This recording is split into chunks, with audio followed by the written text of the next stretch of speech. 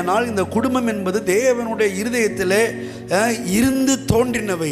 இது ஏதோ நீங்களா நானா செலக்ட் பண்ணி ஏதோ கட்டிக்கிட்டோம் அப்படின்றது இல்லை.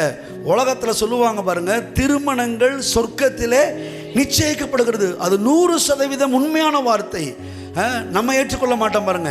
எனக்கு வாச்சிருக்கு, எனக்கு கிடைச்சிருக்கு, உன்னைய கட்டிட்டு நான் படுற பாடு இப்படி சொல்லுவோம். இல்லை, உங்களுக்கான இந்த திருமணத்தை நிச்சயித்தது யாருன்னு கேட்டா, சொர்க்கத்திலே வாசம் பண்ணுகிற தேவாதி தேவன் இந்த பெண்ணுக்கு இந்த புருஷன், இந்த புருஷனுக்கு இந்த பெண் தான் என்று சொல்லி தேவன் திட்டமிட்ட ஒன்று.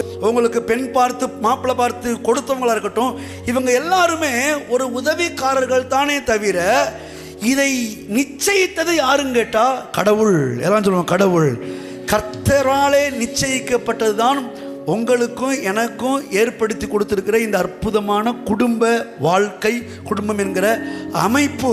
அதனால தான் பைபிள் சொல்லுது, இந்த குடும்ப வாழ்க்கையை, இந்த பரிசுத்தமான விவாகத்தை அசூசியப்படுத்தி விடாதே.